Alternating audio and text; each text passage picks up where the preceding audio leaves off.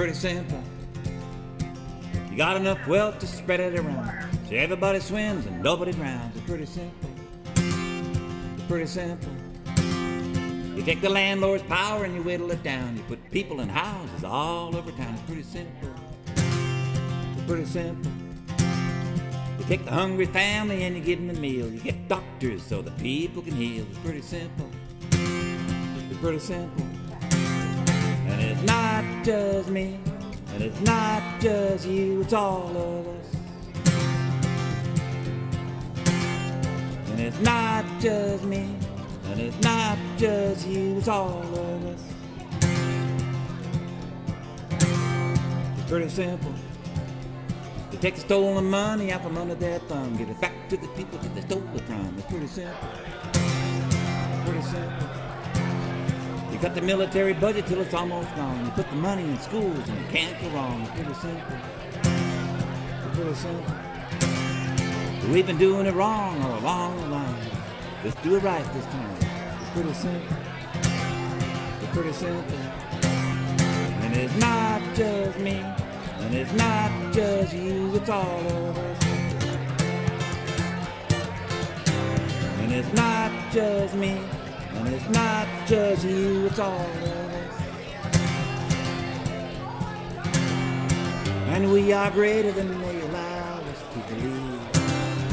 We are genius, we are history to be.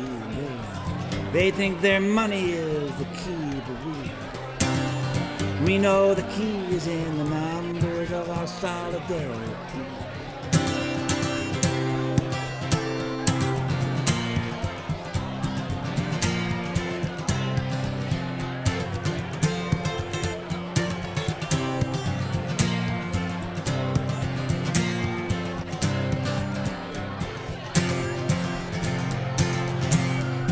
Pretty simple. You can't do it alone, don't even try. You gotta organize. It's pretty simple. It's pretty simple. You're dreaming a dream and you're making it real. Everybody's got a shoulder they can put to the wheel. It's pretty simple. It's pretty simple. And it's a victory and it's almost won. You're doing what they told you couldn't be done. It's pretty simple. It's pretty simple. And it's not just me. And it's not just you, it's all of us. And it's not just me, and it's not just you, it's all of us. And it's not just me, and it's not just you, it's all of us.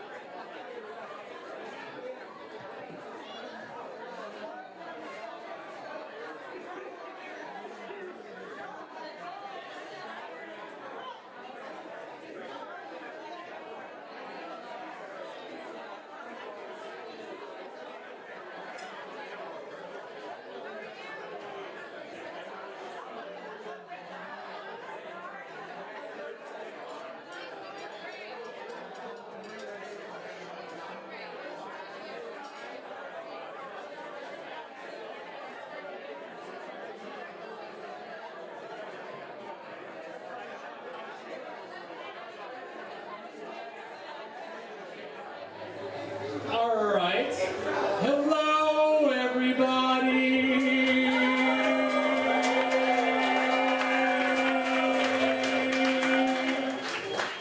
Hi there. Hello, hello, hello. My name is Rosette Royale, and I will be the conductor of this train chugging along,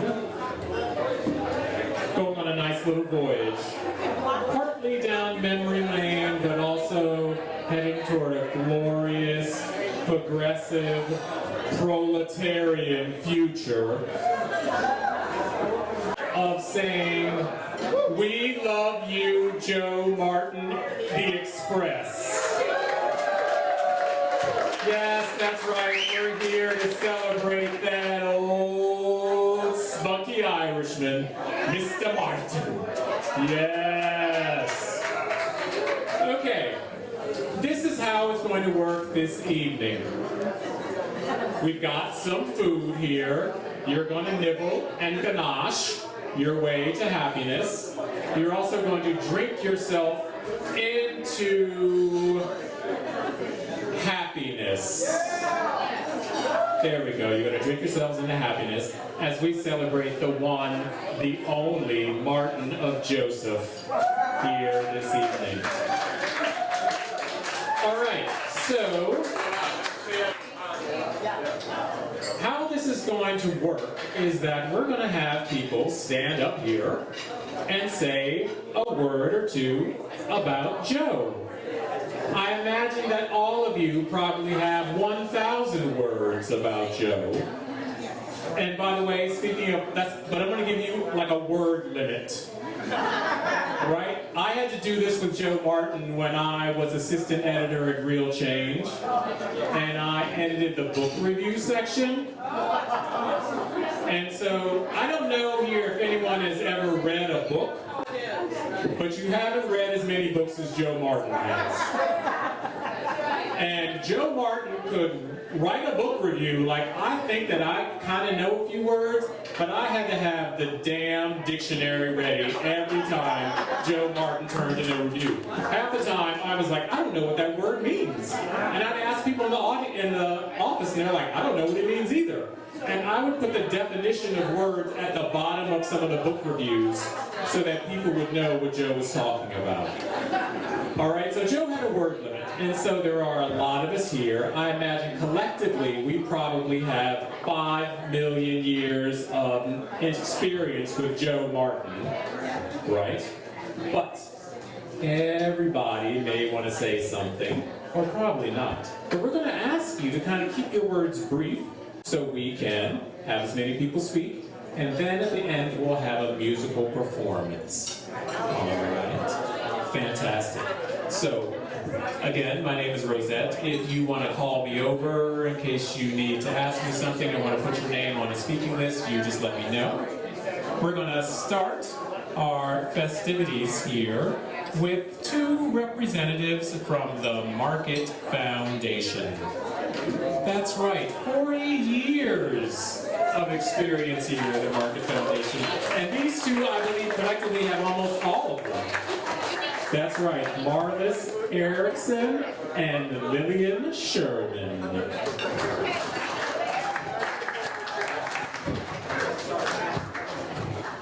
Okay, Joe. Where is Joe? Raise your hand, Joe. Okay. So, Joe, you know you're an icon of the Pike Place Market. I hope you know that. And there's another icon in the Pike Place Market. She's kind of a pig. And we're going to connect the 2 icons with a pig hoof print for Joe Martin.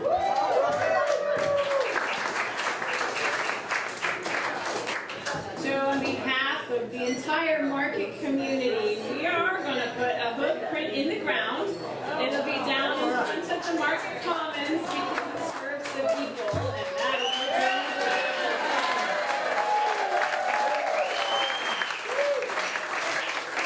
And the little card, it has the inscription, which I'll read for you. It was a collective effort by a couple of people who put this together. And the inscription on the hoof print, this is just a sample, will say, "Seize humanity in all, Joe Martin, hero." I'm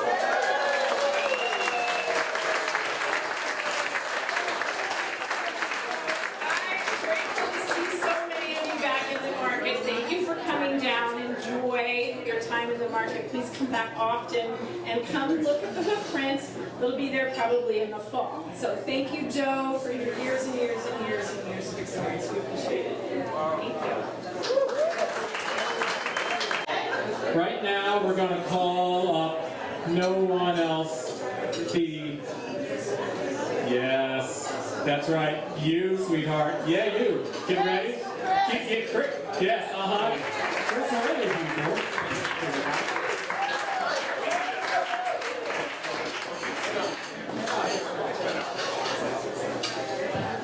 Oh, my dreams. Okay. My name is Chris Hurley, and I have the honor of being here tonight because back when dinosaurs roamed the earth in 1977, I met Joe Martin on First Avenue, and I had a little gig with the city of Seattle. They asked me, as part of my summer job, to do a homeless count. Could you tell us how many people are homeless in Seattle? 1977. And actually, it was below 500. But one of the first people I met was Joe Martin, who was a Mennonite volunteer in those days. And I spotted talent right away. I could see the ambition in his eyes. He was not making any money. And eventually, in a year or so, we organized the Pike Market Clinic. Block away between Pine and Stewart in the Mother-in-law Tavern. And Joe Martin was one of the earliest people we hired, and he came to us, honestly, out of greed and avarice. You all know it, but let's just say. You know, he was making nothing. They rocketed to $833 a month. And so anyway, I hired Joe to work at the Pike Market Clinic, and I'm sorry. The rest of it is not my fault. I just want to say that there are a few things, well, you know, the first thing to say about the Pike Market Clinic is the first bit of service the Pike Market Clinic did, long before it opened its illustrious doors at the Mother-in-law Tavern, was to actually sue the city of Seattle for non-compliance with the Urban Renewal Act by destroying housing. And truthfully, in many ways, what Joe's major influence on the clinic's formation was to point us so clearly toward the ultimate reality. You could not be healthy in any way if you didn't have housing. So we sued, and Joe climbed the cherry tree between Virginia and Nora in a protest. So and Joe was the first outreach worker, along with Sherman the clinic had before we had a doctor, and we actually had a group practice, and Joe was part of it. And then we had a group practice called Martini, Montana, and Stuckles. And I'm sorry to say our other two partners are not here, but Dr. Montini has been in practice ever since. And in any case, I don't know if any of you have thought about being Joe's supervisor.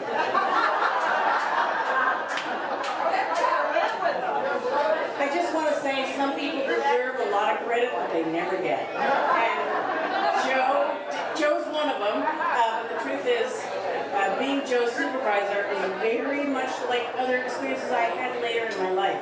Supervising the pastoral care team, also chaplains, very bad, and artists. There's Joe, chaplains, and artists, without capacity to be supervised, and you just give up after a while. But we got exactly what we wanted in so many ways, to put the clinic in a place to actually really, really change policy and human lives on a daily basis. So please honor Joe Martin. Right. Next up, we're calling Barry Brosskopf. Well, I'm not sure of my memory, but I am sure that Joe never forgets anything. And I'm pretty sure that I met Joe for the first time next door with in his Catholic study group, which then became Live Without Trigon. And I became friends with Joe, and I attribute the happiness of my life to be entirely based on that meeting with Joe, because he talked me into joining the Pike Market Clinic, where I later met and married my most wonderful wife, and have been happier than I could ever imagine. And Joe does things out of goodness, always, and goodness just emanates from him, and goodness follows him. And Joe, thank you so much. I don't know if I'm actually going to let the next person come up here. Let me tell you something. You don't know trouble till you work 10 damn years with this person. Okay? And I think I'm going to let this person come up and then I'm going to tell a little tale, all right? So anyway, everyone, I wish you the best, because this next person is going to say a hell of a lot of stuff you might be embarrassed you heard. Let's call up no one else but the damn Tim Harris. I moved here in '94 to start Real Change. And Joe was one of the very first people I met. I was introducing myself around the town, figuring out who I needed to talk to. Everybody said, you gotta talk to Joe Martin.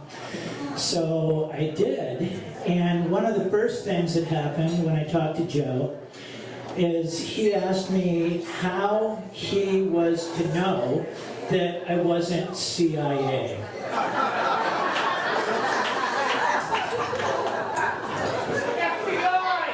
FBI, you're right, FBI. So I thought that was kind of weird, but the conversation went on. And I told him that I'd started this paper in Boston called Spare Change, and I was thinking about starting this other paper here in Seattle that I was going to call Reality Check. Because I like the idea of, people out on street corners going, reality check, get your reality check. I thought that was going to be pretty cool. And I talked to Joe and I told him that. And Joe looked at me and he said, too cute by half, call it Real Change. And as soon as he said it, I was like, fuck yeah, that's perfect. Yeah, thank you, Joe Martin. So I'll stop there. Thank you, Joe Martin, for giving Seattle Real Change.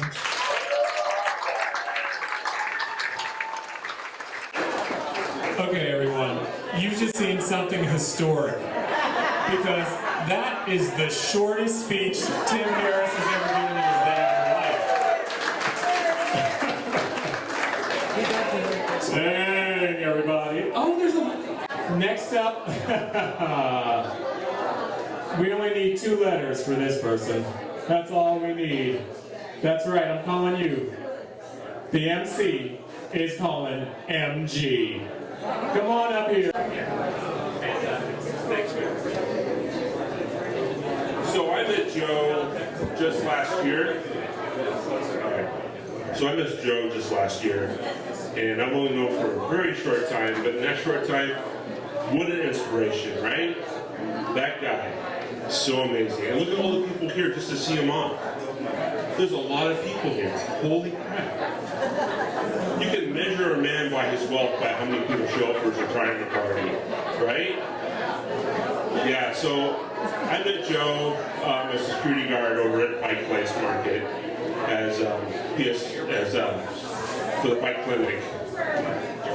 And shared a lot of fun times with him. I learned a lot from him during my short chats with him. And I just want to say thanks, Joe, for all you've done and for the influence you made on the community. Thank you.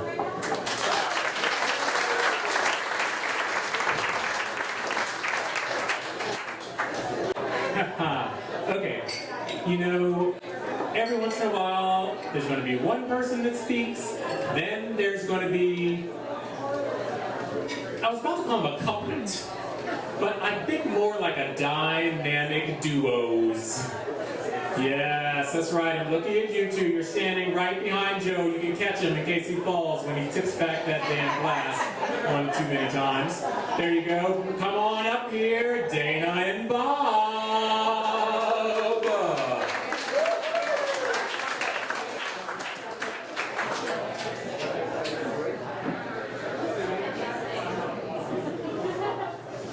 Well, good evening. I'm really proud to have known Joe Martin and been lured along to just crazy things with him, right? So you get a phone call from Joe Martin and you hear, come on down and have lunch with me and Mayor Nichols, right?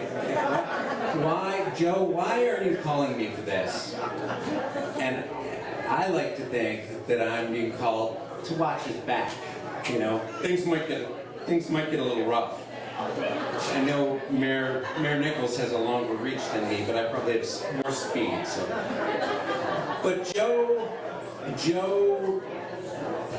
knows people, and somebody reached out to him. They got a lunch with Mayor Nichols at an auction, and they said, "Come along, or you go instead of me, because you're going to zing Mayor Nichols."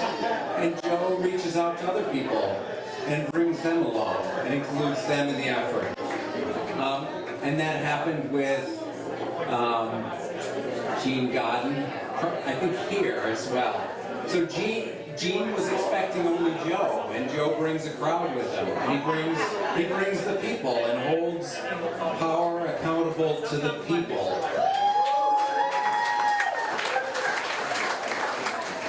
And I'll bet a lot of people here were lured into unexpected moments where Joe is holding power accountable. And, you know, right now, of course, I don't know, things are pretty ugly. But think of how ugly they would be if Joe wasn't holding power accountable for the last 40, 50 years.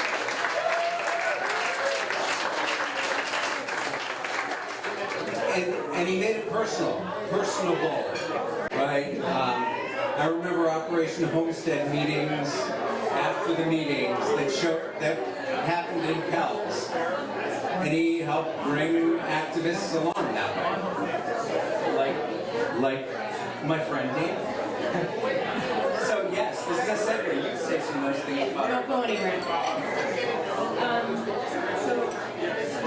So yeah, I think of when Bob reached out to me and said, Joe wants you to be at his party, come to his party, his retirement party. I was like, of course I'll be there. And I want to be there, of course, to support Joe, but I also want to be there because I know I'm going to see all these people that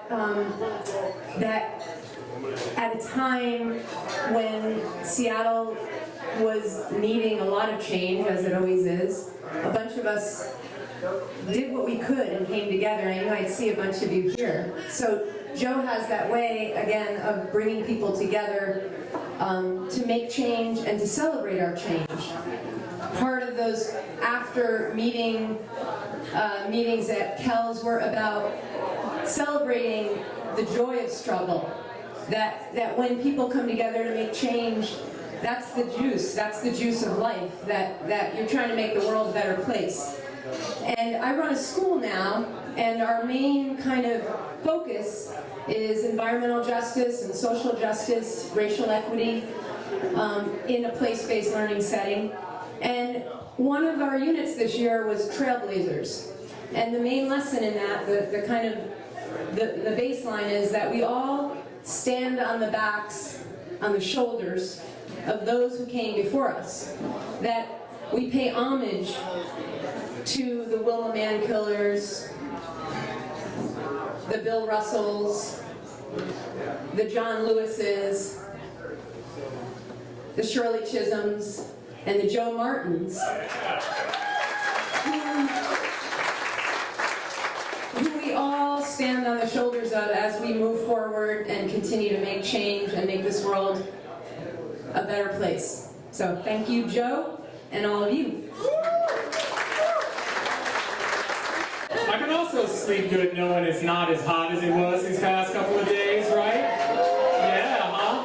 That sun was working. We were like sun-kissed. And since we got through that, it seems like a good time to invite up Liann Sundquist.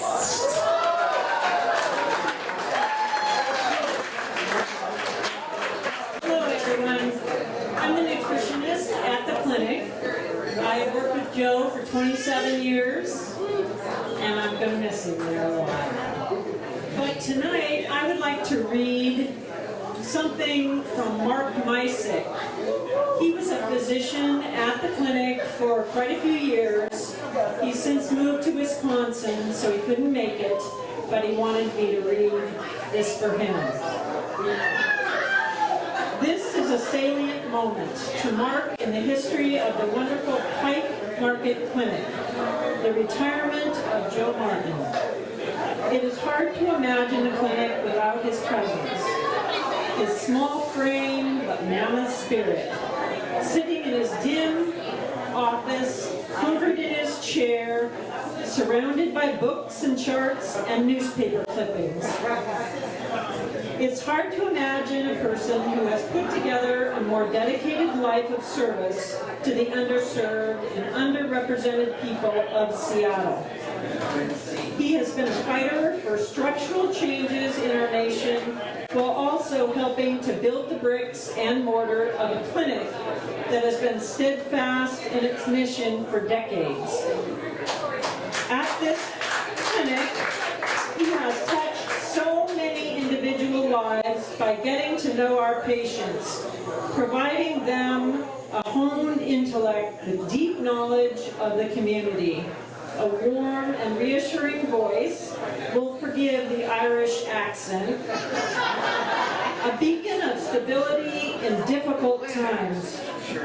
At this clinic, he has allowed others to join in his mission, myself included, and has created the substrate for a community of social workers, counselors, nurses, staff, pharmacists, providers, and so many others to gather together and fight in tangible ways to serve our fellow man.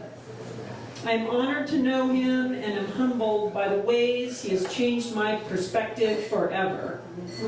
I raise a glass to this most extraordinary man, wishing him the absolute best in his new phase of life, in his time of repose, where I'm sure his stories and palpable love of humanity will continue to touch the lives of those around him. Cheers. I'll raise a glass to that. No, it's a little funky in there. All right, next up, that's right, we're calling you Juan Jose.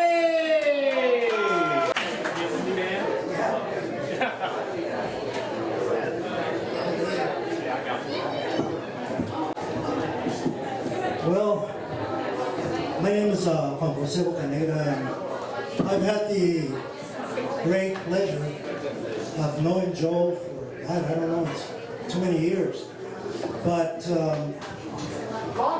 one of the things that happened is that I started working for the Downtown Human Services Council with people like Joel Reed and Joan Paulson. Met a lot of beautiful people and great revolutionaries like John Fox, David Bloom, and a whole bunch of other folks. But Joe stood out amongst all of them. In fact, at one meeting, we were at a meeting one time, and I was kind of frustrated. You know how racism kills us, people of color, you know?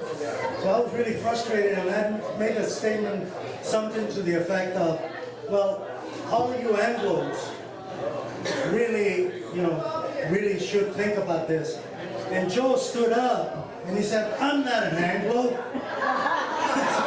Holy shit. I said, no, what are you, man? He says, I'm Irish. You're on my side, but man, get over here. But it was one of the great times. And then I had a son, who at the time was about 5 years old. And I thought I'd, giving my son a walk through Pike Place Market. And I said, look, I want you to meet a real interesting person. But, whatever you do, don't say anything about how he looks, okay? So my son was like, we went into this little office that's size of a closet, right? That in fact was really kind of disturbing to my son, that nobody would have an office that small, you know? And then, you know, Joe and I started talking, and my son just kept looking at it and looking at it, right? Joe had this round shoes, and his clothes, the bottom of his pants reached and covered the shoe up pretty good. And he had this, the hat he's wearing on right now, kind of like that one. And my son just kept staring at him, and staring at him, and looking at him. And so when we finished, you know, we walked out, we said bye to Joe, and he told me to say bye to Joe. When we walked out, he said, "Hey, Dad." I said, "What are we doing?" He says, "Is he a leprechaun?"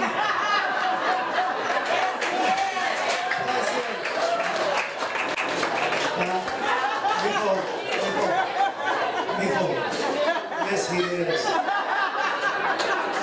He does magic for poor people. All day. That's what he's got to be remembered for. He does magic for poor people. Thank you, Joe, for all the work you've done. Because right now we have, I think, two people who I'm sure could fill their own Hollywood squares. All right, we're going to bring them up. Yes, here we go. Marta and Wendy. It was 1984 when I met Joe Martin. It was my first day at the clinic. And they said, "Joe will orient you." And I thought, okay, you know. He takes me on a walk. And he tells me hardly anything about the clinic. But he identifies all the old buildings around Seattle. And this was right before total gentrification, total tear downs, and all the towers. What a privilege. He took me on a tour like for 2 hours and told me the history of the great buildings and the great fight he was a part of to preserve housing, and how the developers were lying, cheating, stealing, and ripping off the other. And it took me a while to understand that he had brought me into the very soul of Pike Market Clinic. I didn't need to talk about the clinic itself, but what we were all there for. So, I want to remember Stan Henry at this moment, who loved Joe so much, for when the AIDS epidemic came, and Pike Market Clinic became the safest place, the first safe place in the Northwest. And Joe was the man at the front door, the guy right there at the alley. And that office was almost like a holy site. So that's where my memories go. All right, Marta, I've gone on for quite some time. I'm Marta Richardson Hunt, and I'm Marta. I started as a RN in 1984, and ended up working with Les Piddle, who I hope is here. Dr. Les Piddle. Anyway, I agree with what Wendy says. I don't know how this charmer talked me into coming up and talking, because I am no speech giver, and it's hard to follow such amazing people. But The tour with Joe around the street? no, but I relate to what you say about the walking into the clinic and having Stan be the one who greeted you and Joe the one behind you, because I'd never had a job as a nurse, and I really haven't had one since, that was like working at Pike Market Clinic. I thought how I had come and met my people, and it's hard to match. But Joe is so much the soul and welcomer and acceptor of all folks, and of course I felt that way. He's from Boston, I'm from Portland, Maine originally. There are lots of hard connections I feel with Joe, including with Martha and her history. And anyway, I don't know what to say other than long live Pike Market Clinic and long live Joe Martin.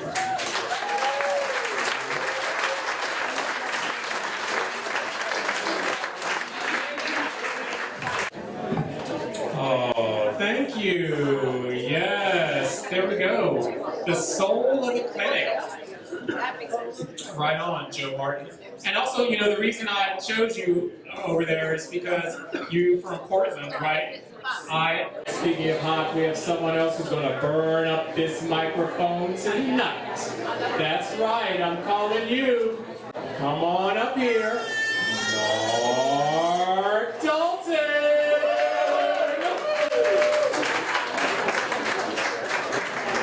Not too long ago, I was the administrator of the Belltown DSHS office, which is a couple blocks over from here. I want to cast my mind back all the way to 1983, when the powers that be at DSHS decided that we didn't need a welfare office in downtown Seattle. The powers that be were going to close down our office and send us out to the suburbs somewhere, I don't know. But the reason for that, I think, was that they were afraid that we were going native at DSHS downtown. Part of the reason for that was the good example that Joe Martin had been setting for us of how to deliver real social services. And in fact, when Joe heard about this plan to close our office, he started to spearhead the effort to keep us open. Joe took on the entire upper echelon bureaucracy at DSHS, and he won.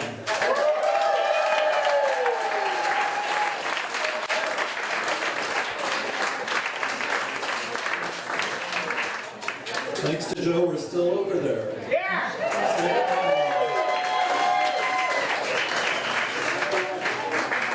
I had a little speech prepared, but I'm going to boil it down to one sentence. As a senior social worker in my office once put it, when you can't knock on anyone else's door, try the clinic. Thank you. Thank you all. Thank you, Mark. Could you just stand up with this little one just for a moment, please? Just, you don't have to speak. Just hold her up. That's all you have to do. Look at this. Yes, that's Olivia. Olivia's a year old and her agent is not going to allow her to speak today. So we have someone else standing in. And so we're going to call up Joann. Yeah, Joann. Who was Olivia's grandmother, okay? Right, so I think that'll work. Thanks, Joann. Okay, well, Olivia's mother is Joe's goddaughter. And we chose Joe as a good spiritual leader for our firstborn. My husband, who passed away 9 years ago, was Wayne Quinn, and many of you might remember Wayne.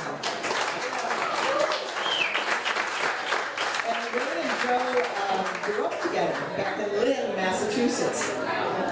And Joe's a family, he's family to us. And I actually, when we were talking about a supervisor of Joe, well, I had to live with him for a while. That was an experience. Anyway, the one thing I do want to say, and I'll make it a little bit quicker, is that one of the things, my first memories of Joe when I was living in the same apartment building with him and Wayne and Cliff Stuckey, who also worked with all you hippie folks, was Joe would hold court in our apartment, and he would say, "Get downtown, get downtown, get downtown, and get the work done." And so it's really exciting to see that, 40 some years later, we're all still downtown working, and Joe is an incredible man, and I admire him deeply. I love you. Nice job off the cuff, Joann. Nice job, thank you, dear. All right, so we're kind of winding here down to the end of our program here. We're going to bring a few more people up before we get to a performance, all right? I'm going to call someone up who was sitting there kind of thinking, should I? Well, should I? And I was like, yeah, you should, yeah, you should. And he was like, okay, and I was like, yeah. Peter Steinbrook. All right, Rosette, I nominate you hereby for the Oscar MC of next year. Incredible. Fantastic. Oh my God, this is such a heartwarming experience to be here and share this. I had to think a little bit about what I wanted to say, and so that's why I wasn't jumping up on the stage like so many politicians will do, take up your ear for too long. And Tim, you were so inspiring. Short speeches.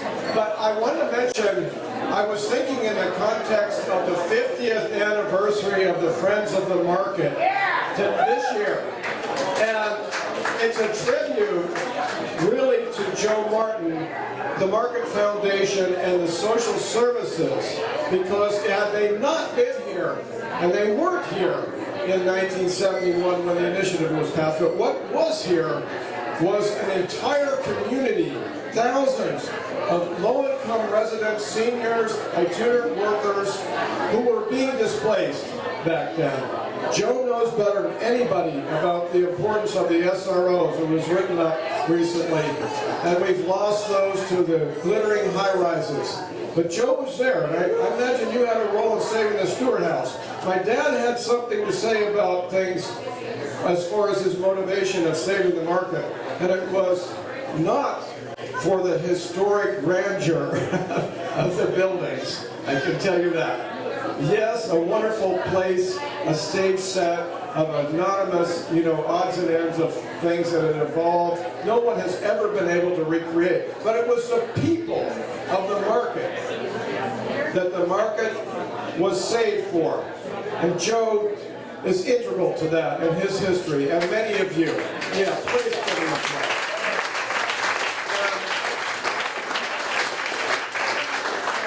I can't tell you what it feels to be here with such an incredible group of lefties, It's just people who really have a spirit. But what I want to say, that you hear the heart and soul of the market, and it's become something of a cliche. Well, I will tell you that Joe is the heart of the market. His heart would take a pickup truck to put it in, it's so big. And he is also the conscience of our city, because there has not been a battle over the poor, the inequities, the social and racial injustices in our city where Joe hasn't spoken out and held politicians, elected officials accountable time and again. We cannot lose sight of that, Joe. And so I hope that your emancipation from your duties daily will give you the opportunity to continue the good fight for as long and as full-heartedly as you possibly can. Thank you, Joe. This is your night. And we are known by the friends we keep. See that? You should have. You should have. See? You could put Joe Martin's heart in the back of a pickup. That's a nice line. I've been carrying around, my father used to drive like a white Chevy pickup when I was in high school, but I don't remember any hearts in the back of that damn thing. It was a cute flatbed. No, I'm not going to say anything rude about flatbeds, but I will say that bed is a really good word because as you get a lot of rhymes out of it, you get like things that roll around in your head. Right, when you're driving your flatbed, you can really put the lead in, get the lead out when you're there. You know what put that out for us? Fred Lippert. Come on up, Fred.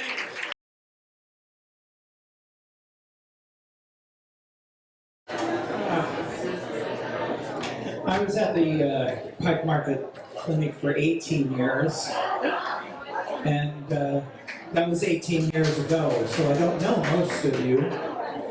But, listening to everybody tonight, I realize so much more fully Joe Martin's impact on me and my family personally. I was a person who already leaned towards wanting to work with disadvantaged people with complicated problems, and hated bigotry and prejudice and all its forms. And when Joe called me into his office and he would ask for my help, I mean, he was a guy where I wanted to come through for him every single time. I realize now how highly I thought of you, Joe. Joe influenced my immediate family a lot. He knew my 3 children. They're all around 50 years of age now, but the oldest boy, when he was the debate topic for his first year happened to be about homelessness. And I mentioned this to Joe, and he says, well, I've written a whole thing about that. He handed me this material, which I passed on to my son Jeff and his partners. I don't even know if I ever told Joe this, but that debate team became Washington State champions. Thank you. So if that's not enough, Joe also knows my youngest child, my son Dennis, who's a physician in Portland, and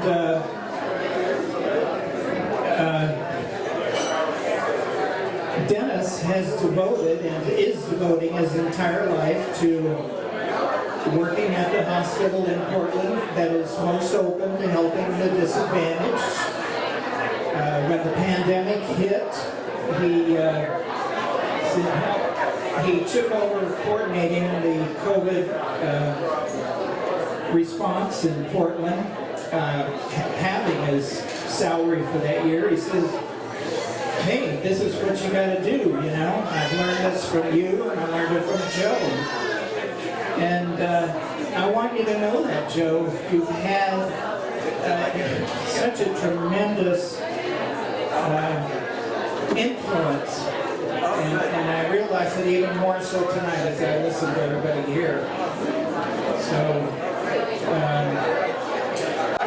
thank you so much. I can't say anymore.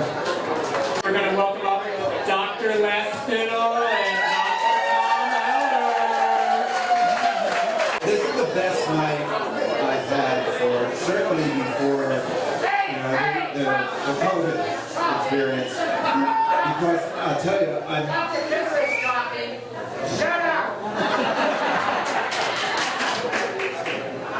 I'm standing in the room with my 3 heroes. Tom Heller, Hurley, and Joe Martin.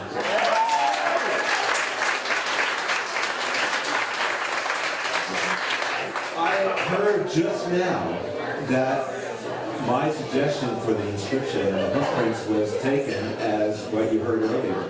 So it's really true. Joe has been my hero forever. And I have had the most wonderful experience working here with these people. And so many of you I'm seeing again for the first time in decades, and it's just absolutely thrilling. I want to thank you all for sharing my love of Joe Martin. I do want to say a couple of things that I told Joe I would lie for him. So you can take this as a lie if you want, but Joe was the rep in our effort to start a union here. And in doing so, he taught me a lot about labor politics and the need for such in places like this. And I have to thank him for that for sure. But also, Joe, like so many of us here, has helped, everyone. And I must say, he is the man written about in philosophy books as seeing the beauty and the God in others, and so much so that he leads me to understand that.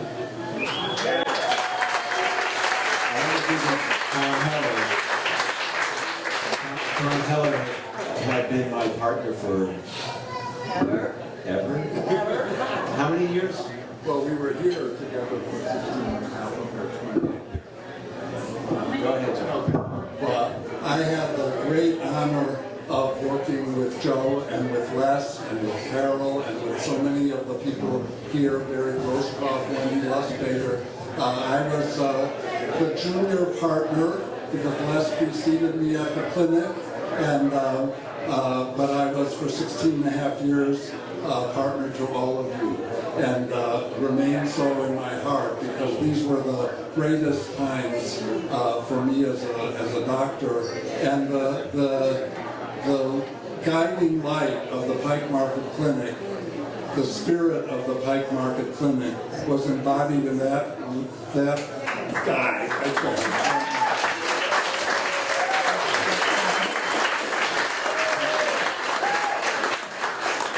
For a number of years, Les and I were known as the Smith brothers because I was bedecked with a beard as Les was, and we were often mistaken for each other amongst our patients.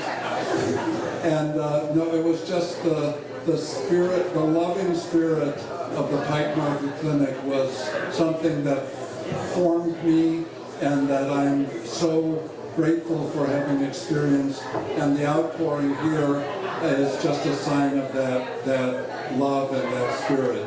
Joe, as Les said, you are my hero, and I'm just so grateful to have you as a friend and as a compatriot. So thank you all. When people are talking about 1984, like I was in high school in 1984. I'm not embarrassed to say, and one of my favorite stories, soap operas, was The Guiding Light. I don't know if anyone else watched that. My mother watched it. She tore up some stories, y'all, As the World Turned, The Guiding Light. And you know what else is another one of her favorites? Young and the Restless. The Young and the Restless. That's right. So now we're going to bring up someone young and maybe a little restless. That's right. The son of Joe Martin. John Patrick Martin.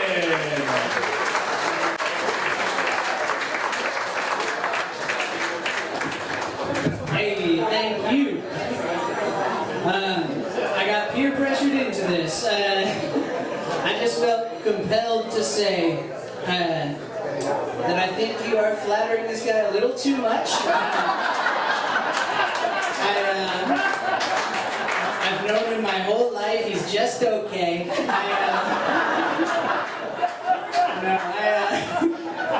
Some of my earliest memories are riding the #2 bus downtown to go to the Pike Market Clinic with my dad, and realizing that it takes a very long time to get anywhere with this man. Because he's stopping to talk to everybody. He's got a lot to say, a lot of political points to make in casual conversations. And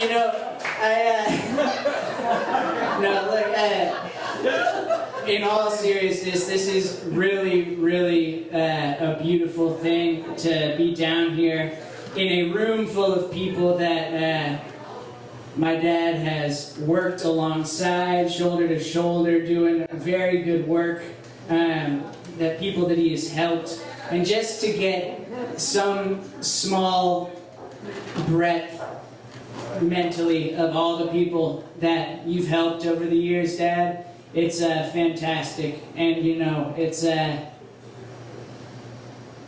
you deserve it. You know, congratulations on your retirement. If we could all raise a glass, you know. Dad, cheers. This one's for you, man.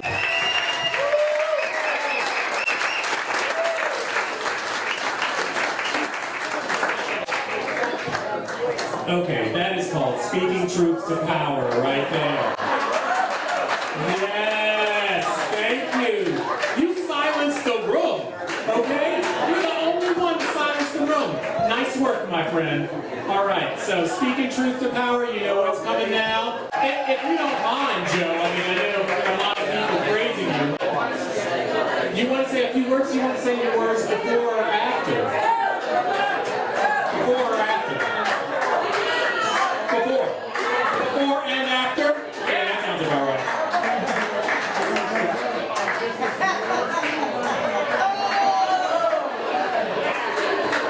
Okay, Joe, so remember, there's a curfew in the city of midnight. So, you know, your words. Okay.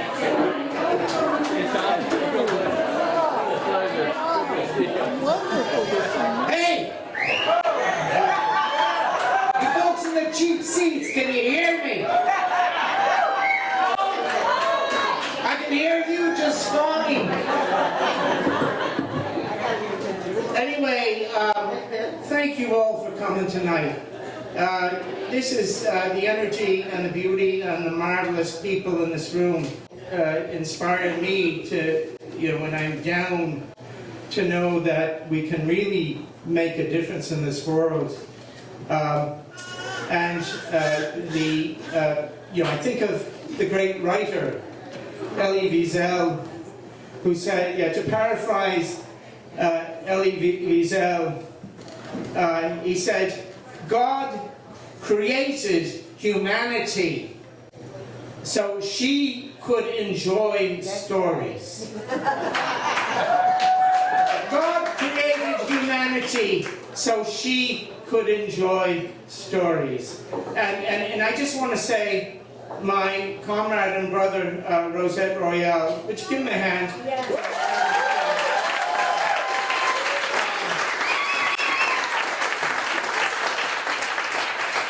Rosette is the collector of stories for the AIDS Memorial Project. The AIDS Memorial Pathway, which was dedicated on Saturday, if I'm correct, just north of Cal Anderson's Park.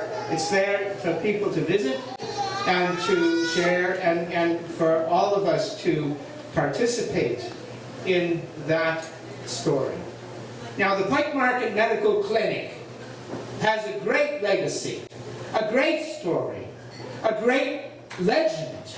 Yeah. Yes. And I want to recognize Peter Streinbrook, whose father, Victor Streinbrook, had the vision, had the audacity to confront the powers and principalities back in the late 60s who thought that it was time to do away with the Pike Market.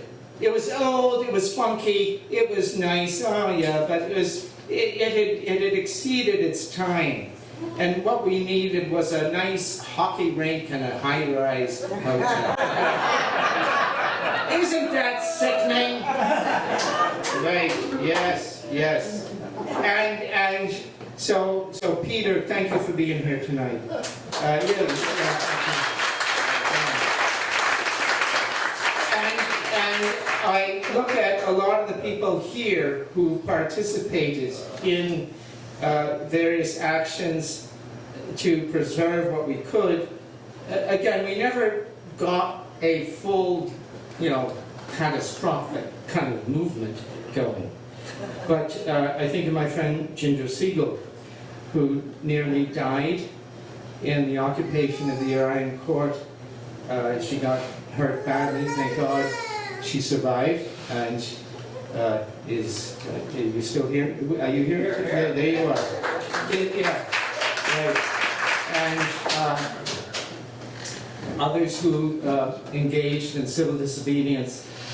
Peter Morin, the co-founder of the Catholic Worker with Dorothy Day, he said social workers should be social revolutionaries. And again, you know, the Catholic workers, Dorothy Day and Peter Morin, and the people who were part of that community were extraordinary people. They really dedicated themselves. They lived with the poor, they were poor, and they died poor.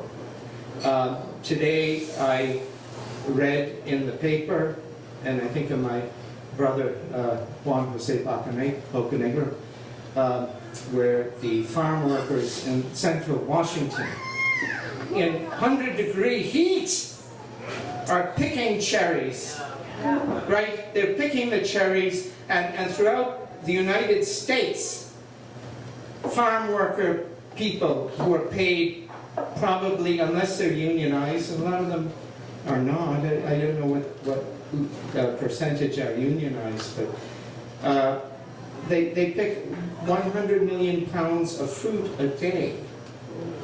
Imagine doing that. In the Seattle Times story today, one of the men working in the central Washington cherry fields said how when his steel ladder gets too hot, he has to put it aside. He has to stop. He has to stop working. And yet a lot of these hard-working, decent, good people who deserve a wage that would allow them to pay rent, raise a family, send their kids to school, have proper health care, they are often in a precarious state. And yet they feed us, they provide us food, they provide us security, they provide us security. And what do we do in response? William Butler Yeats, in one of his great poems, says that, and this applies to our time, when we are dealing with encroaching fascism in the United States, not just here in the United States, but it's in other parts of the world as well, as we know. But we know that, I believe, the Southern Poverty Law Project has said that there's like 25 hate groups in the state of Washington. Think about that. Now, they may not be, you know, multitudinous or whatever, but they're still very, very dangerous people. William Butler Yeats said, it was his meditation on a time in civil war in Ireland in the early 20s, when the IRA and the pro-treaty people, I'm not going to give you a history lesson here because a lot of you we don't have time, but the IRA made peace with England, the United Kingdom, and part of the IRA did anyway. And it was a very sad situation because a good part of the IRA did not agree with the division of Ireland, did not agree with it. So that's where the 6 counties of Northern Ireland were created, and that's where so much of the trouble and so much of the problems continue to manifest. Don't let me get off on an Irish thing.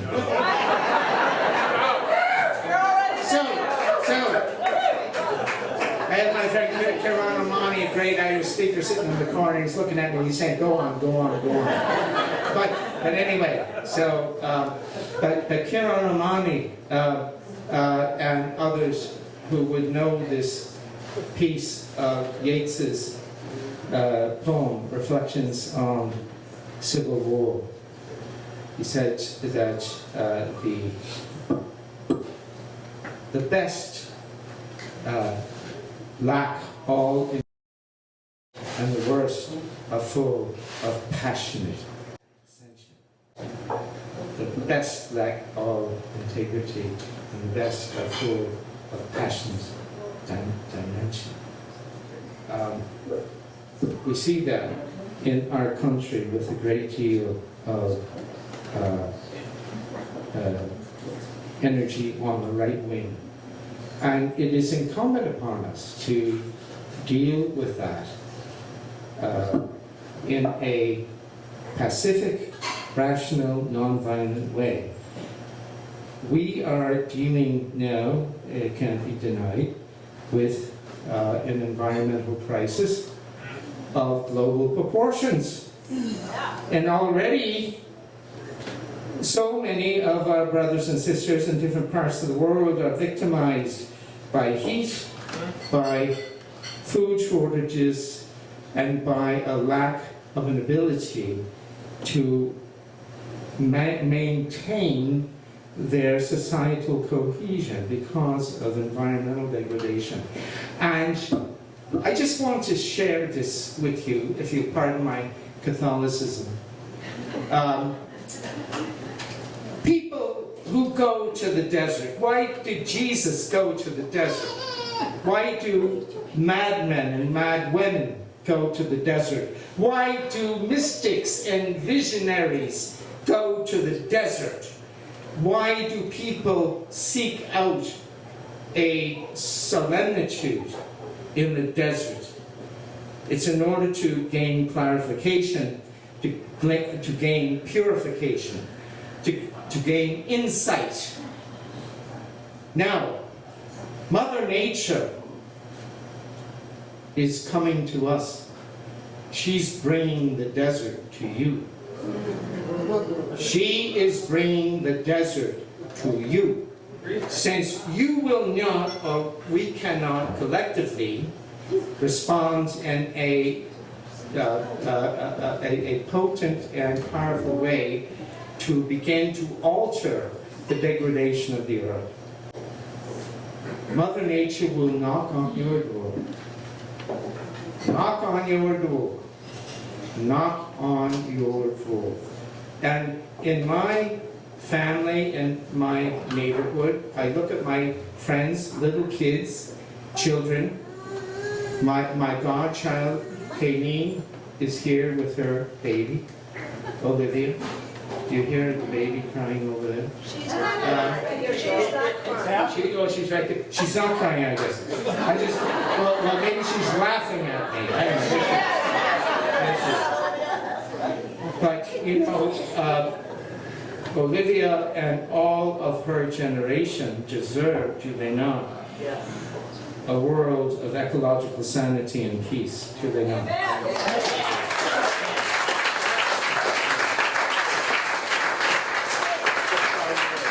So more immediately in the city of Seattle, we are confronted by an unprecedented homeless crisis.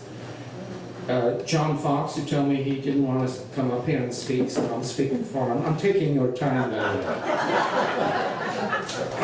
He's a really shy person, unless you really get to know him. But the fact that we are seeing so many homeless people throughout the United States, it's not just here in Seattle, it's everywhere, it's every place.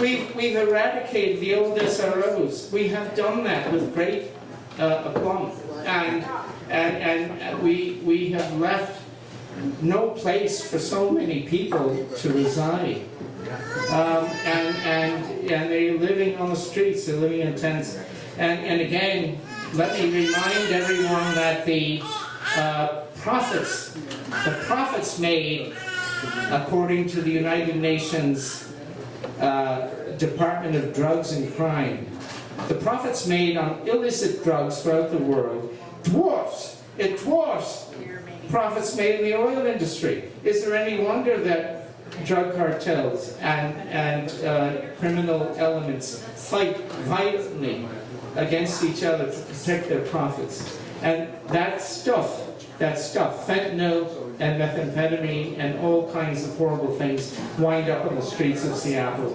and in our city and throughout our country.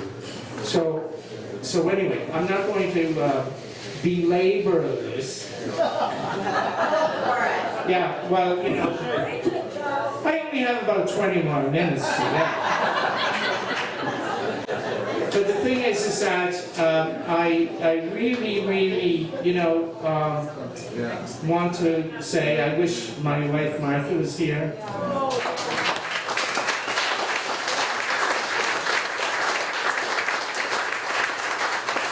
I wish my good friend Wayne Quinn was here. And I wish my dear friend Alan Cohn was here. And there are many other people who I could name and remember, but we who are here, it is incumbent upon us to make a secure and safe and ecologically sane world for the kids, the babies, the people who are about to be born.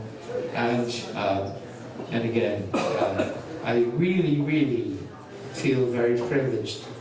And I'm not saying that to say something nice. I really do feel privileged and honored to have known you all and to work with you. And I'm not going anywhere yet. I'm just going to be sticking around in Seattle. And if you need me, if you want to come, you know, get together, I'd love to do that. And so that's the end of my speech. So anyway.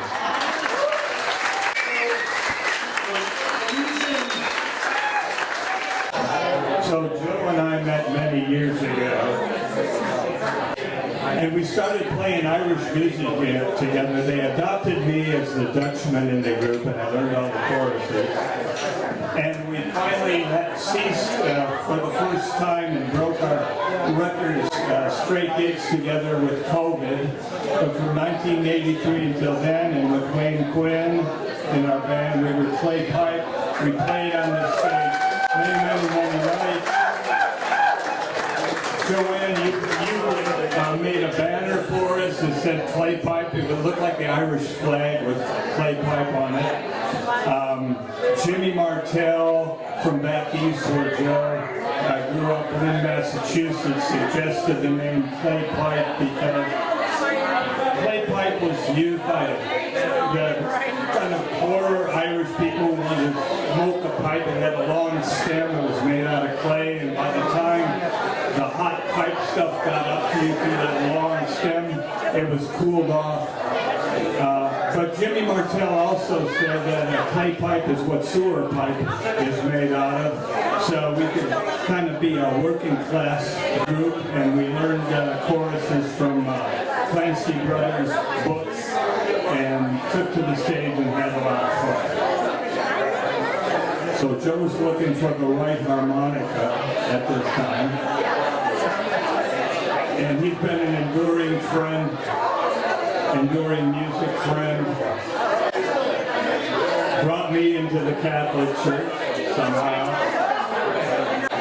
And we spent, when we were first practicing together, we'd often go to the clinic and practice before coming down to Kells to play our music together.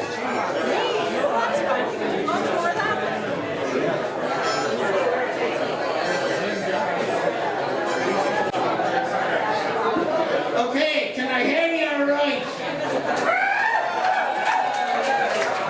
I can hear you all just fine. Anyway,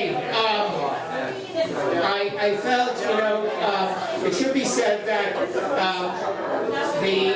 Pike Market Medical Clinic, hey, listen up, for God's sake. It's only going to be for 5 minutes, come on.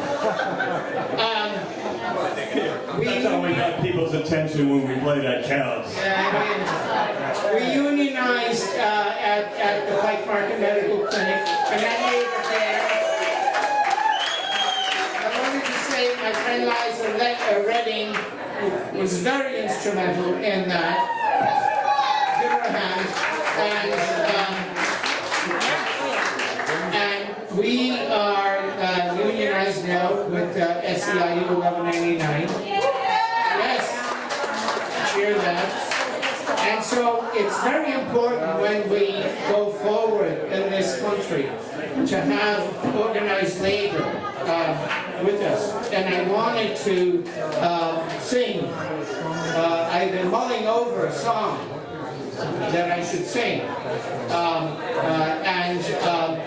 So I wanted to sing Joe Hill. Hang on a second. Hang on a second. Hang on a second.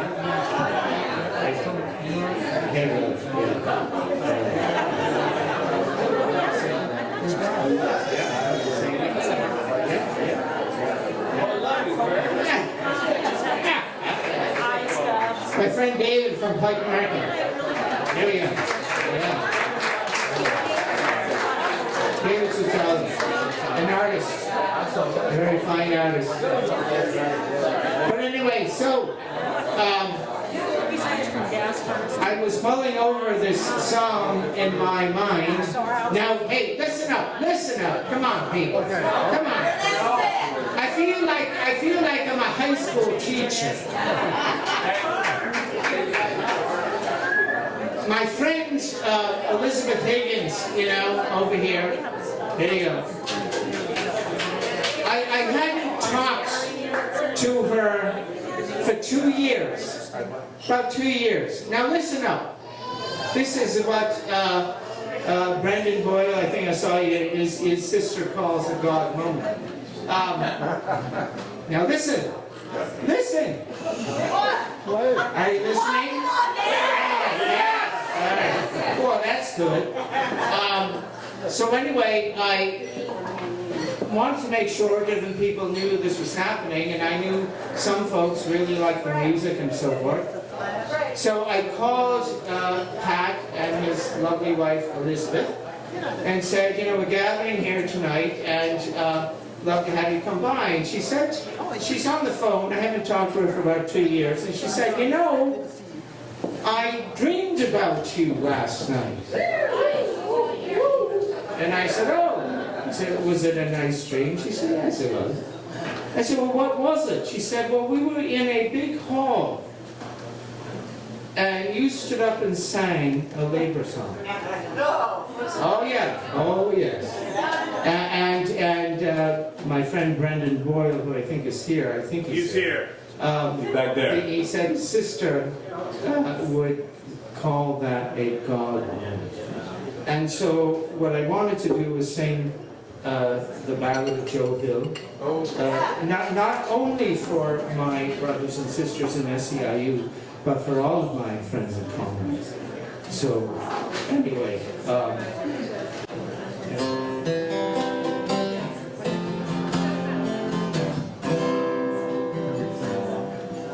I dreamed I saw Joe Hill last night, alive as you or me.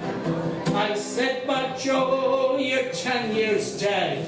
I never died, said he. I never died, said he. The copper bosses killed you, Joe. They killed you, Joe, said I. Takes more than guns to kill a man, said Joe. I never died, said Joe. I never died. And then standing there as big as life, right beside my bed, they framed you on a murder charge, said Joe. But I ain't dead, said Joe. But I ain't dead. From San Diego up to Maine, in every mine and mill, when workers struggle for their rights, it's there you find Joe Hill. It's there you find Joe Hill. Sing it. I think I saw Joe Hill last night, alive as you and me. I said, but Joe, you're 10 years dead. I never died, said he. I never died, said he.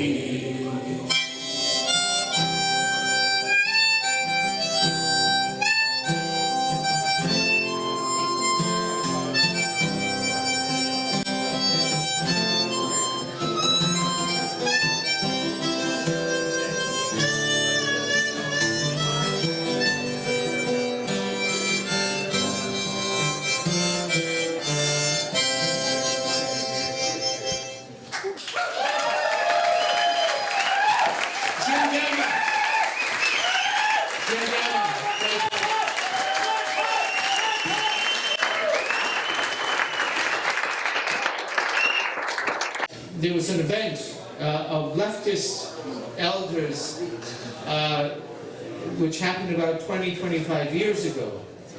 And I'm sure Tom remembers this. Tom was honored, Dr. Tom Heller was honored by this group of good folks. And who was there but Earl Robinson, who wrote the air to Joe Hill.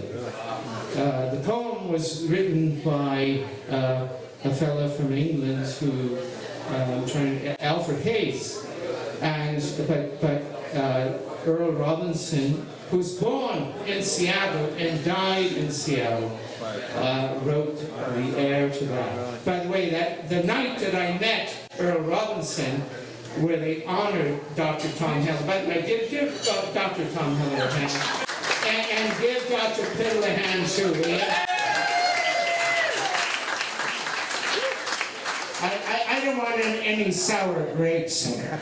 So anyway, the thing is that this particular night when I met Earl Robinson, he was an old man, and he said to me, he said, you know that song Black and White, he said, that Three Dog Night sing. Remember that song? Yeah. Right? Well, that's Earl Robinson. He wrote that song. He's from Seattle. He wrote that song. He wrote that song to celebrate the great Supreme Court decision in 1954. What was it? Brown versus the Board of Education. Yes. And he wrote that. And he told me, he said one day, he said, I got a call from this agent. He said, the Three Dog Night want to record your song. And he said, well, that's fine, you can record my song. He said, I didn't even know who the dogs were. but anyway, but again, Now, the next guy I'm going to have up here needs no introduction. Interdiction. Needs no interdiction. Jim Page.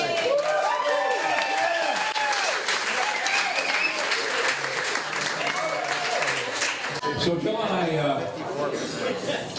met at the old Pipeline Tavern on East Lake. So Joe and I, for a while there, had a regular monthly thing that we did at the White Horse, just up the alleyway there, right? And then one of these roaming copyright authorities showed up and told them that they couldn't do that anymore, so we couldn't do it anymore. But during the pandemic here, I wrote a lot of songs, and I rewrote some old songs, and I had this old song called Big Alley, which is about the Pike Market Big Alley, right? And I rewrote it from the attitude that it had in 1972 when I did it to how I feel about it now. And one of the verses is about Joe. And I won't sing you the song, I'll just tell you the verse, now that you know where we play once a month. And here he is. Not yet. I'm not going to sing it. The verse, not yet. The verse goes like this. Not yet, Joe. Wait, There's a white horse in the alley beneath the watercolor sky. And here comes Father Christmas in the middle of July, attending to the castaways and the winders of Creel as he takes out his harmonica and he plays a little reel. An ode to the clinic that was conjured into view in the back room of a tavern on 1st Avenue.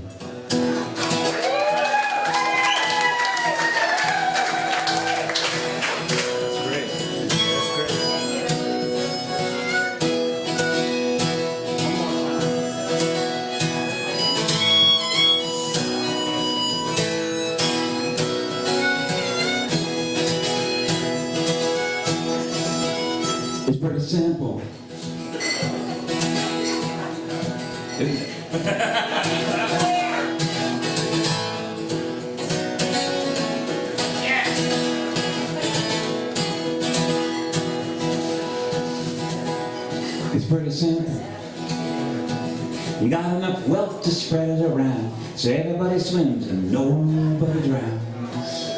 It's pretty simple. There's too many people out living on the street. They need homes, food to eat. It's pretty simple.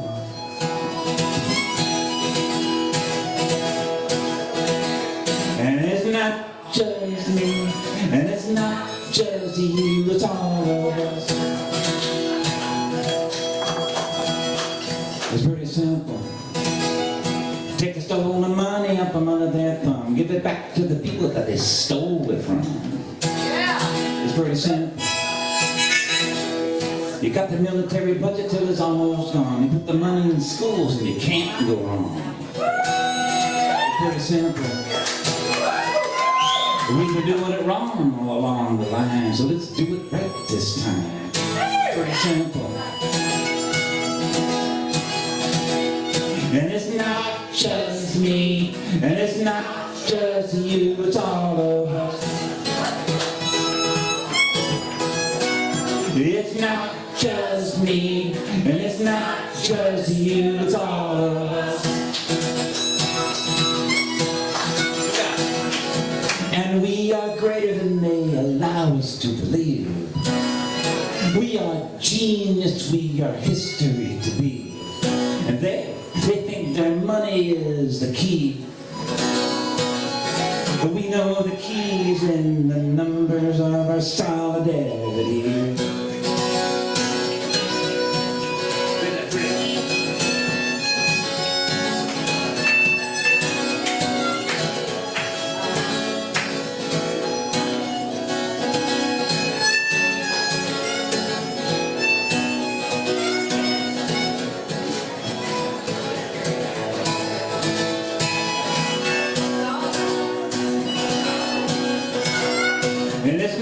Just me, and it's not just you, it's all of us. It's not just me, and it's not just you, it's all of us.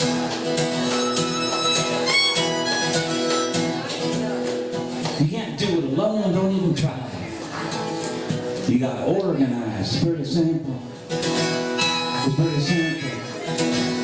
Everybody's got a throat they can put to the wheel. If you're dreaming a dream and you're making it real, it's pretty simple. It's pretty simple. And it's a big old wheel coming round the bend. There's no stopping you now. We're bound to win. It's pretty simple.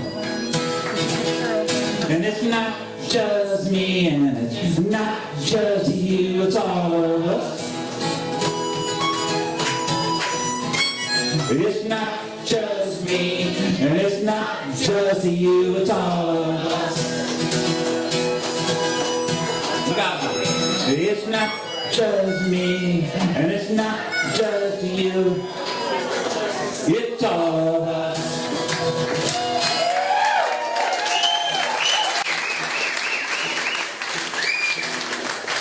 Jim Page. Can you hear the guitar okay? Is it all right?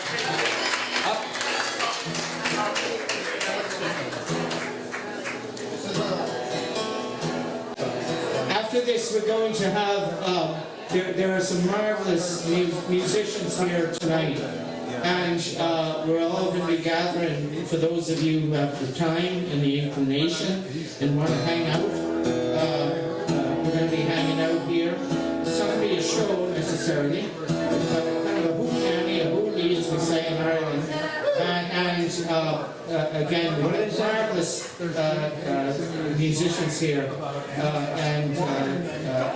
I see Tim Hall here, Jim Douma, Kieran Awani, Percy Hylo, and my dear friend Joann Quinn Harvey, who's a fiddle player, and so if you want to hang around and you don't have to get drunk.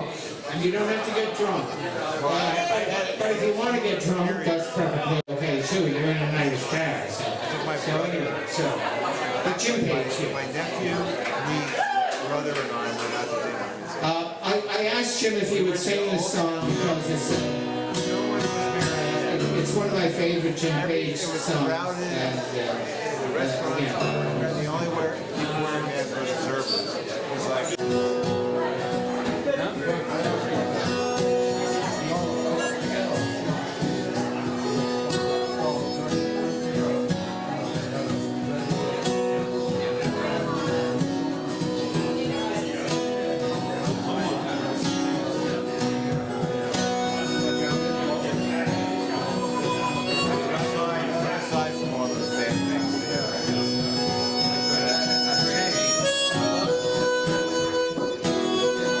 We all live behind fences. We all lock our doors. Nobody trusts anybody else. They don't know what they're trusting for. Everybody's got problems. Bad news on the wire. Somebody did something to somebody else. Set the whole place on fire.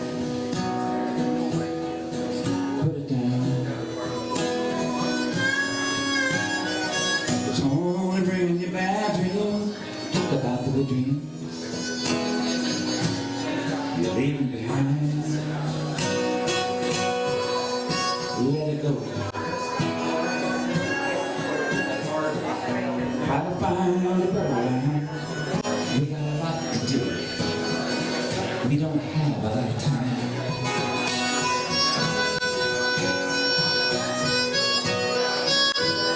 I hear my neighbors, yes, they fight all the time. They scream and they argue, and they're crossing that line.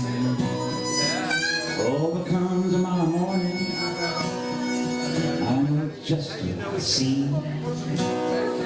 Walking around like nothing happened, just like you. So when you were at Pac-Man, put it down. Only bringing you bad dreams. Think about the good dreams. Leave them behind. Let it go. Try to find a better rhyme. We got a lot to do. We don't have a lot of time.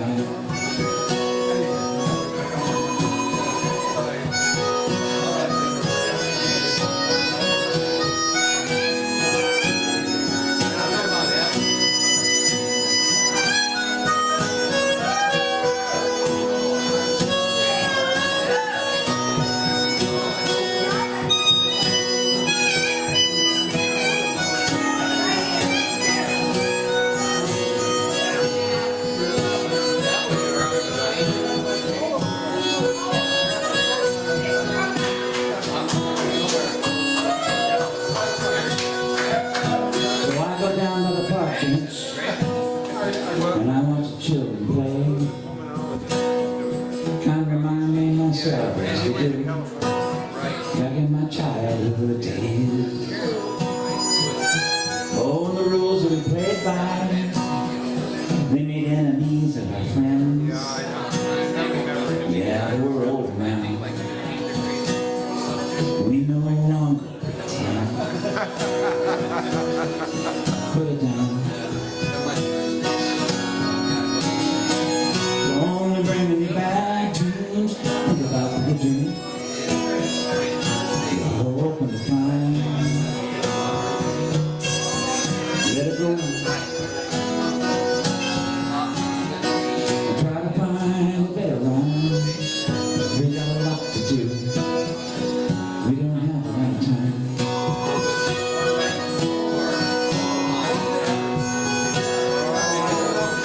You and me, baby.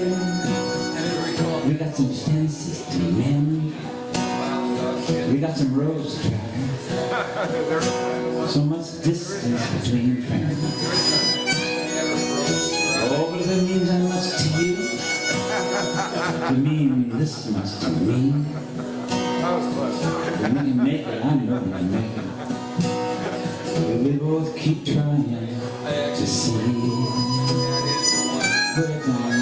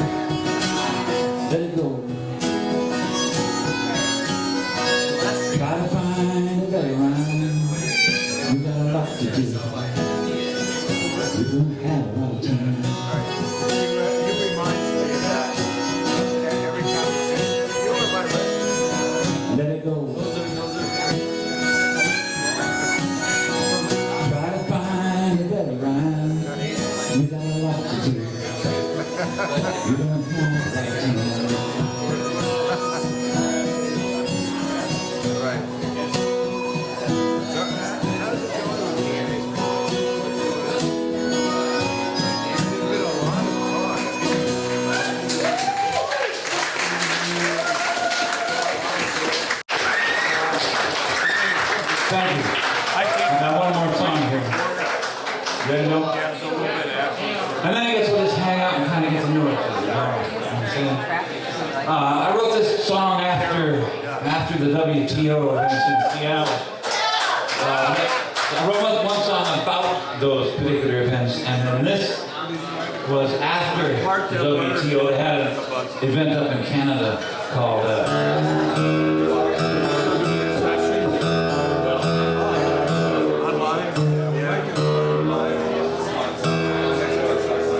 Free Trade of the Americas Agreement. Now, to a guy like me, there are two very alarming words in that sentence. The first word is free, and the second word is agreement. Because you know that in the final analysis, there will be no freedom in it, and it will have nothing to do with you agreeing with it. But anyway, Canadian authorities were frightened of what they were calling the Seattle syndrome, happening during those agreement talks with Quebec City. And so they built a big wall around the convention center.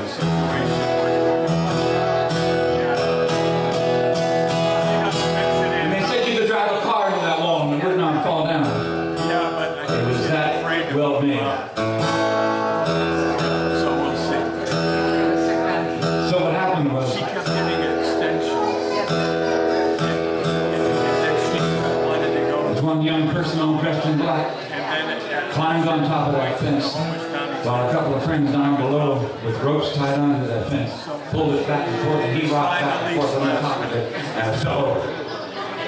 And all the cops stood around and looked like that was not supposed to happen. And the guy that designed it said that was not supposed to happen. And the people that paid for it said that was not supposed to happen, but it did. So I wrote this little song and it goes like this. Thank you.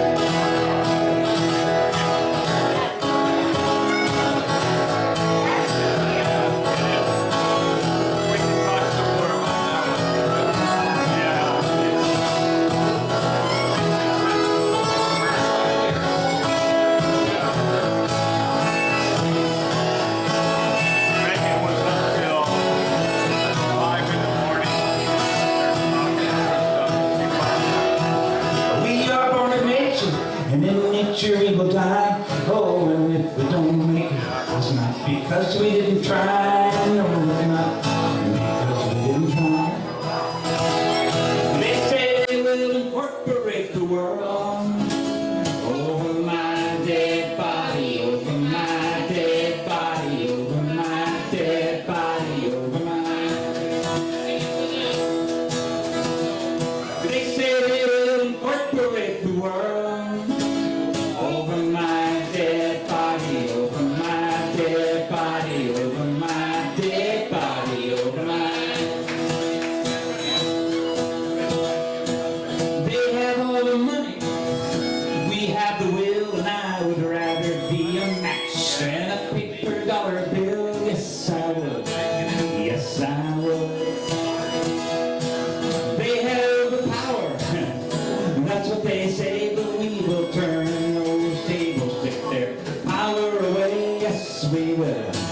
Yes, we will.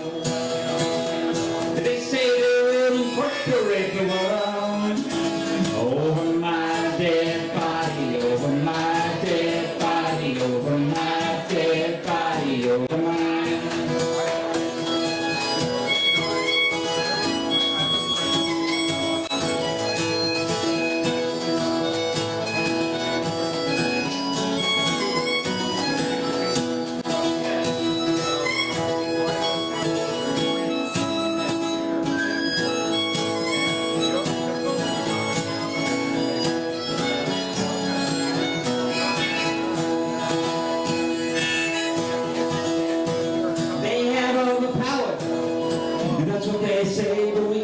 Turn those tables, get their power away. Yes, we will. Yes, we will. We will not be dissuaded, and we will not turn around. We will face the barricades, and we will tear them down.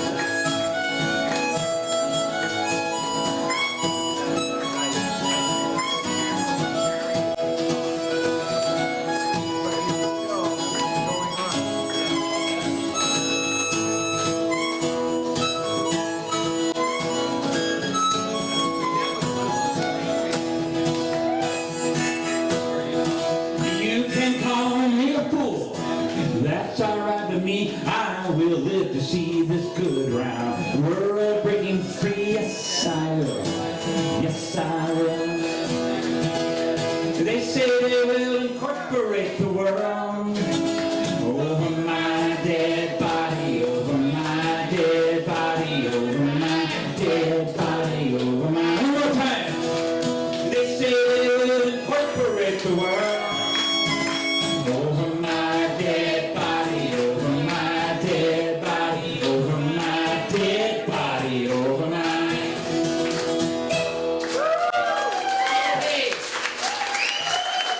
Thank you very much. Now, there's going to be a gathering of musicians here.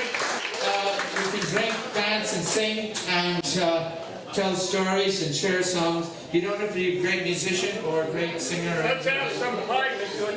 And well, the thing is that we have Kieran Omani from Cork, who is one of the great pipers. We also have Wayne Chen here, and we have a lot of other very fine musicians here. Percy Hilo, not to mention Jim Page, not to mention a number of other people who are here. So, but again, I want to thank Rosette Royale.